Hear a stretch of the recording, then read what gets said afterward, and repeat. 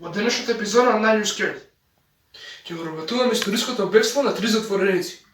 Бегството од затворот Алкатрас. Здраво сите, добровате во новата епизода на Are You Scared? Како што кажав, денес ќе го работуваме бегство од затвор, односно бегството на тројцата луѓе од затворот Алкатрас. Мислам дека без многу одлекување може да влеземе во случајот. Островот Алкатрас беше отворен како федерален затвор со максимална безбедност во 1934 година. Затворот го доби прекорот Карпа, поради фактот што затворот се наоѓа на остров од 22 акри, околу 1,5 подалеку од градот на Сан Франциско. Поради ова затворот се здоби со репутација како неизбежен, со тоа што водата околу затворот се движеше околу 8 степени Целзиусови до 12 степени Целзиусови низ годината, заедно со застрашувачките струи што силно се повлекуваат до морето, што доведува до ниска плима.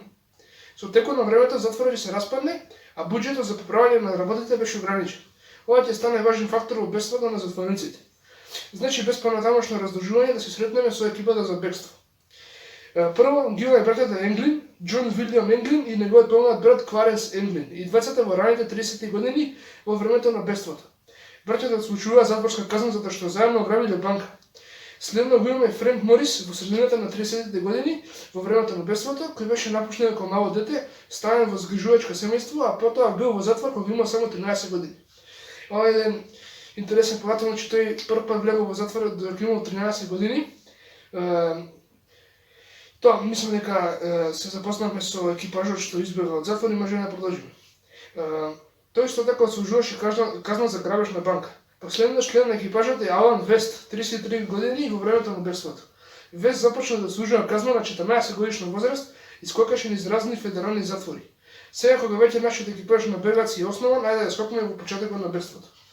Значи така, пред да скокнеме во планот за бегството, морам да кажам дека Алкатрас е еден најтешките затвори за бегање, односно бил тогаш, во тоа време бил многу тежок затвор за бегање, затоа што бил на пуст остров, водата била многу ладна и многу јаки струи, што го правило бегството многу тешко. Се вели дека Вест за прв пат му приишол на Морис со план за бегство во почетокот на 1960 година. Вест очигледно знаел за капакот на вентилаторот на блокот Б, кој можеби не бил запечатен со бетон, како што тоа го правеа некои други блокови во затворот. Ако е вистина, ова може да му обезбеди начин да влезат на покрива на затворот однатре. Вест исто така започна да работи со екипажа за одржување на ќелијата, што му даде увид во структурата, изгледот и слабостите на зградата. До септември 1961 година браќата Енглин, Морис и Вест побараа да се преселат во ќелиите што беа блиску една на друга во блок Б, директно под необезбедената со звеном покривка за вентилација. Барањата за преселба им биле одобрени. Во однос на тоа кој што планира, деталите се малку мапни, но едно е сигурно. Планот што четворицата мажи ќе го извршат беше несомнено смел и гениален. Сега ајде да навлеземе во самиот план, почнувајќи од првата фаза, измама. Со Алкатрас не се работеше само за бегство од затворските ѕидови, туку и за враќање на копно и избегнување на фаќање во тој процес. Како што кажам, нели било многу тешко да се избегне од затворот Алкатрас, и не само од самиот затвор, туку потоа од водата до копно да се стигне било многу тешко и мислам дека можеме да продолжиме. За да го спречат тоа, мажите знаеа дека им е потребен почеток. За да го постигнат ова, мажите создадаа насликани кукли направени од мешавина од сапун, бетон и други материјали слични на гипс. Ги ставија овие направени глави во своите кревети за да ги измама чуварите. На 12 јуни, утрото по бегството, кога звончето во 7 часот наутро се вклучило за да ги разбуди затворниците, стражарите откриле дека бегалците се уште спијат во своите кревети. Дури кога еден чувар стигнал во ќелијата на Морис и ја турнал главата, таа се стркавала и удрила на земјата и дури тогаш чуварите сфатиле дека нешто не е во ред. Многу интересно, значи, тие не знаеле дека избегале, дури 24 часа после бегството, еден од чуварите влегол за да ги провери и кога ги турнал, паднала главата, паднала таа главата што направиле од гипс и слични материјали и тогаш, дури тогаш сфатиле дека затворниците се избегали. Што е многу смешно по мене, што го направи на тој начин. До денес куклата глава што ја погоди земјата се уште има штетата што произлезе од овој пат. Не е познато кој дошло до идеја да создаде лажни глави. Во секој случај измамата во првата фаза е успешна. Ова не носи до втората фаза, пробив. Откако ги оставија куклите во креветите, мажите отидоа да работат на разбивање на нивните ќелии. Сите четири ќелии има вентилациони решетки од 5 инчи до 9,5 инчи во задниот дел на нивните ќелии. Може и поради неговото време на одржување, Вест може би знаел дека зидот што го обкружува решетката е дебел помалку од 6 см, што возможува секој човек да ја прошири дупката во својата ќелија за да се вклопи. Со месеци, секој од бегаците дупчеше мали, тесно распоредени дупки околу капакот на решетките за вентилација. За ова тие користеа рачно изработени алатки како лажеци украдени од кујната. Овие дупки му возможија да го останат целиот малиот дел од зидот околу отворите за воздух, кој потоа ги креира со своите музички инструменти и со важни капаци направени од картон. Многу интересен начин за ова што го направени, значи втората фаза вклучува тие да дупчат зидот што бил до отвор за вентилација. Потоа тие за да го направат, тоа им требало некакви алатки, но тие направиле некакви собствени алатки, импровизирани алатки и тоа е многу успешно што се снашли со такви алатки. Значи го издупчиле зидот и успеале да го отстранат капакот за вентилација. Овие дупки му можеа да влезат во собите за вработени, лоциран директно за нивните ќелии, кој обично беше оставен без обезбедување. Оттаму тие беа можело да се искачат до скрината област за слетување директно над нивниот блок на ќелии, каде што работеа во тајност неколку месеци. На некој или на сите бегаци беше дадена дозвола во одреден момент да вршат работи за одржување на оваа област за слетување. Сушност, до ден денес се уште можете да видите каде сушност Вест завршил дел од сликарската работа. Очигледно Вест дури ги убеди учуварите да му дозволат да закачи ќебиња што ќе скријат неговата работа. Во реалност тој сушност користеше ќебиња за да скрие работата што наистина се правеше горе. Оваа скриена област за слетување стана тајна работилница на бегалците. Тие дури изградеа и користеа примитивен перископ за да стражат околината. Во работилницата тие беа во можност да ги изградат горе споменатите кукли, алатки и други предмети што ги користеа за да избегаат. Значи како што кажав, таа област над ќелиите, таа област горе ја користеле за договарање, за плановите за едно друго и исто така таму ги изработиле предметите што помогнале да избегаат. Вреди да се напомена дека ноќта на бегството Вест никош не стигна до оваа место за слетување поради фактот што не можеше да го пробие последниот дел од зидот околу решетката за вентилација. Следствено Вест беше оставен во затворот. Сега ми е жал за овој тие тројци избегале, овој не може да се најде избега со нив. Значи целиот тој план и целата таа мака била заводно за Вест. Од слетувањето таванот беше околу 30 метри директно над главата и мажите можеа да се искачат од таванот преку цевките и да стигнат до отворот за воздух што претходно го извадија во подготовката за бегство. Експертите веруваат дека звукот што наводно се слушнал околу 22:30 часот бил звукот на отврвање на капакот на отворот за воздух на покривот. Тие потоа се искачија од покривот преку цевка до западниот дел од нивниот блок на ќелии, се искачија на оградата од 15 метри со патеа кон северниот брег на островот. И тоа наноси во следната фаза, трета фаза, бегство од островот. Во нивната работилница затворниците изградија гумен чамец, направен од кабаници, што ги нашле во затворот. Тие собраа над 50 кабаници, наверојатно и зашие со машини за шиење во продавниците за облека. Чамецот беше надуен со конвертиран музички инструмент, концертина, по нарачка на Морис уште во април. Планот беше да исплуват преку заливот од Сан Франциско во нивниот чамец до островот Ангел, околу 2 мили северно од островот Алкатрас. Оттаму тие потомно ќе пловеа, овој пат преку тесницот Ракун, широко околу половина километар, што потоа ќе ги доведе до копното. Таму тие би украли автомобил како и облека. Според Вест кој подоцна ќе го извести FBI за добар дел од планот. Откако мажите беа откриени како ичезнати, Алкатрас се затвори кога започне потрагата. Стражарите брзо ја најдоа тајната работилница, дупката во таванот и стапалки на покривот и на дното на цевката се искачија надолу. FBI се приклучи на случајот како и крайбрежната стража, а и Агенцијата за затворски проблеми. Меѓутоа, бегаците како нивниот чамец никогаш повеќе не биле видени. Иако знаме дека трцата мажи стигнале од островот Алкатрас, што се случило со трцата после тоа останува мистерија. Значи така пред да влеземе во теориите, сакам да кажам дека тие биле договорени и со многу цврсти детали е кажано дека тие сакале да исплуват преку заливот Сан Франциско, нивниот чамец, да идат до островот Ангел и потоа да влезат во копното и во кралот Сан Франциско. таму тие би украли автомобил во облека и овде таму мислам дека ќе биле важен закон, тоа може да од случајов дека тие што ќе стигнат на копно ќе украдат нешто за да може да се снајдат. И мислам дека сега е време да влеземе во теориите за тоа што потенцијално се случило со овие тројца затвореници. Мојата прва теорија е дека тројцата мажи загинаа на пат кон копното. Водите на заливот се познати по тоа што се немирни и постои силна струја што би можела да работи против бегуваците. Експертите посочуваат дека целта на триото да го одведе чамецот на север до Ангелскиот остров во овој момент би било исклучително тешка, особено со оглед на тоа што имале лопатки, но немало кормило. Дополнително, резултатите од повторното прикажување на бегството извршено од холандски научници во парче за PBS во кое изградија чамец сличен на оној што го користеле бегаците, покажува дека двајца од мажите треба да работат за да го одржат сплавот надуен, односно чамецот нели. Оставајќи само еден да весла.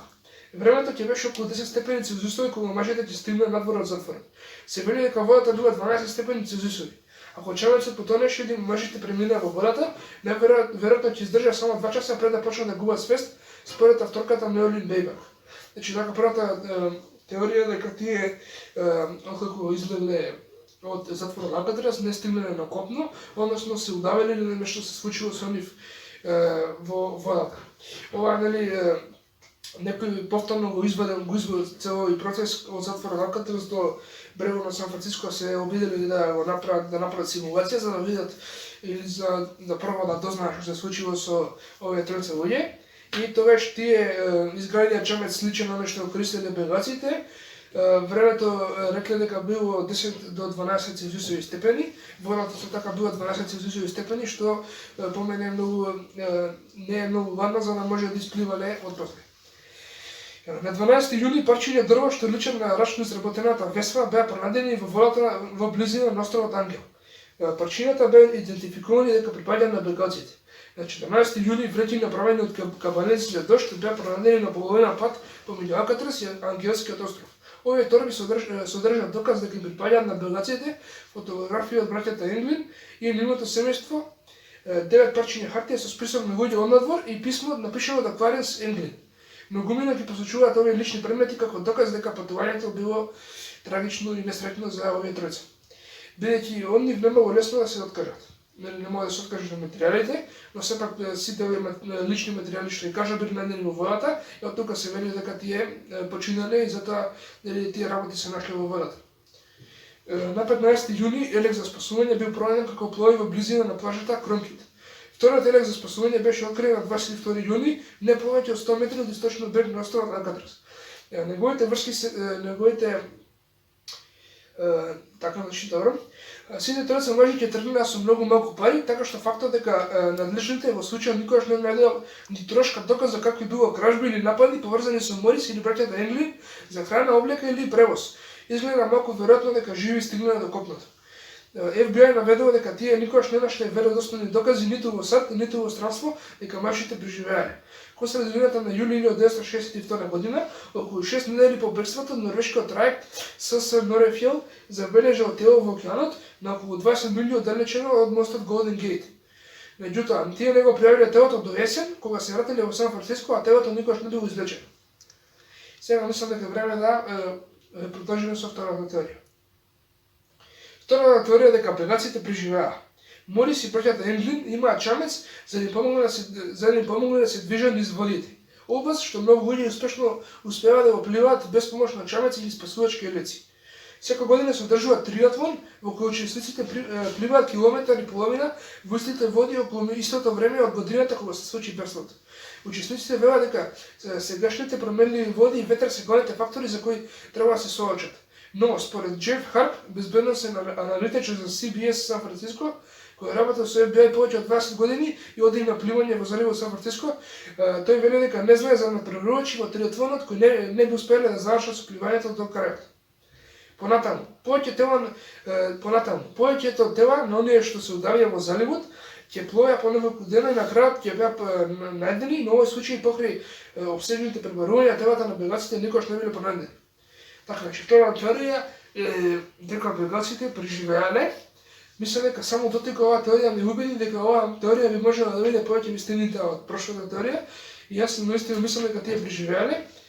Со други зборови, нели, телата не биле пронајдени, не може да се рече дека тие починале од островот, нели, кога бегале од островот до брегот. Така да, нели, исто така тој експертот што работи со СБ кажал дека не познал некој човек што не би можел тоа да го исплива сам, дека водата не била толку ладна за да им смета или да се удава. Така, значи, американскиот маршал Майкл Дайк спроведе симулација со помош на крајбрежната стража со која се утврди дека бегаците би можеле да преживеат во вода барем 2,5 часа, ако планот со чамецот не успеа. Истите холандски научници кои го изведуваат повторното прикажување на бегството, исто така создадоа компјутерски модел што го представија во 2014 година, што може да ги обнови условите во водата ноќта на бегството. Моделот откри дека има многу тесна рамка помеѓу 22:30 часот и полноќ, за време на кое трците би требало да го лансираат своја чамец за да имаат шанса да стигнат до копно. И бидејќи затворниците може би стигнале до покрива до 22:30 часот, овој прозорец е возможен. Иако дури тогаш тие ќе мора да ги остават струите да ги однесат до заливот, североисточно од мостот Голден Гейт, наместо да се обидуваат да стигнат до островот Ангел. Моделот исто така сугерираше дека предметите оставени на крайбрежната во близина на заливот ќе се вратат назад кон островот Ангел, каде што некои од предметите на бегаците беа пронајдени откако приматот ќе се смени. И додека вистинската рекреација на бегството од холандските научници не функционираше, веќе тие не беа во состојба да ги издржат струите да го доведат чамецот на земја, тие сепак се приближија прилично до мостот Голден Гейт за нешто повеќе од 1 час. Девид Виднер, внук на браќата Енглин, рече дека неговиот чичко Роберт, еден од постарите браќа на Џони Кваренс, им признал на смртната постава на своите сестри, цитирам, дека тие не треба да се грижат за нивните браќа, дека тој бил во контакт со нив и тие биле во ред. Значи сега еве доаѓаме до голем напредок да речеме. Значи тој Девид Виднер што бил внук на браќата Енглин, подоцна кажал дека неговиот чичко Роберт кажал дека тој бил во контакт со браќата и дека роднините негови не треба да се грижат и неговата фамилија. Значи тука не гледам причина дека тој би лажел ова и пуста кажал дали на смртната постава и тука ги намалувам шансите дека тој лажел и мислам дека оваа теорија мене повеќе ми се допаѓа дека тие наистина преживеани некако се снаши. Виднер додаде дека неговата баба, која би била мајка на Џон и Кваренс Енглин, во некојаш добивала рози со подпис на картичката од синовите по бегството во 1962 година. Повеќе членови на семејството на Џон и Кваренс Енглин тврдеа со текот на годините на семејните погреби дека забележале мистериозни жени со превес или тешка шминка, што може да бидат тајните браќа Енглин кои дошле за да им одадат почит. Во 2015 година во едно шоу на историски канал се тврдеше дека фотографијата направена од двајца мажи во Бразил 13 години по бегството ги прикажува браќата Џон и Кваренс Енглин живи. Фотографијата дојде од Фред Бризи, пријател од детството на браќата Енглин, која предаде на семејството некаде во 1990 години. Приказната на Бризи е дека тој бил на патување во Бразил кога случајно налетел на Џон и Кваренс во еден бар.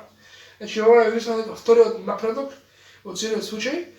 Тоа ми доаѓа од човек Џон Бризи, Фред Бризи, тој во Бразил направил фотографија која наводно била со браќата Енглин. Значи тој не бил кој човек, тој бил пријател од детството и мислам дека ова е многу големо за да биде коинциденција, дека тој некој ќе направи фотографија лажна и демек за да рече дека ова се браќата Енглин, но сепак овој бил пријател на браќата Енглин и од тука има причини зашто таа фотографија би можела да биде точна. Приказната на Бризи е дека тој бил на патување во Бразил кога случајно налетел на Џон и Кваренс во еден бар. Бризи сега починат. Многумина во семејството Енглин се држаа до вербата дека Џон и Кваренс го преживеале бегството. Тие исто така веруваат дека на фотографијата навистина тоа се Џон и Кваренс. Експерт поврзан со шоуто на историскиот канал заклучи дека фотографијата навистина ги прикажува браќата Енглин. Канцеларијата на американскиот маршал го истражуваше тврдењето. Нивните експерти не веруваат дека фотографијата ги прикажува Џон и Кваренс. Сепак тие признаваат дека сигурна идентификација не е навистина можна со оглед на возраста и квалитетот на фотографијата, како и фактот дека двајцата мажи на сликата носеле очила за сонце. Така, значи, тоа ја затвара втората теорија. Морам да кажам дека втората теорија, според сите факти и докази што ги видовме на масата, дека втората теорија повеќе лично ми се допаѓа и навистина мислам дека тие избегале од затворот и некако се снашле потоа на копното. Ова мислам дека беше многу голем и тежок случај, значи се работеше за затворот Алкатрас, еден од најневозможните затвори кога се работи за бегање од него. Тој затвор е затворен денеска, не е во функција, откако ова се случило со бегањето. Тоа мислам дека смешно има да кажам. Пријатно и се гледаме во следната епизода на Ньюскет.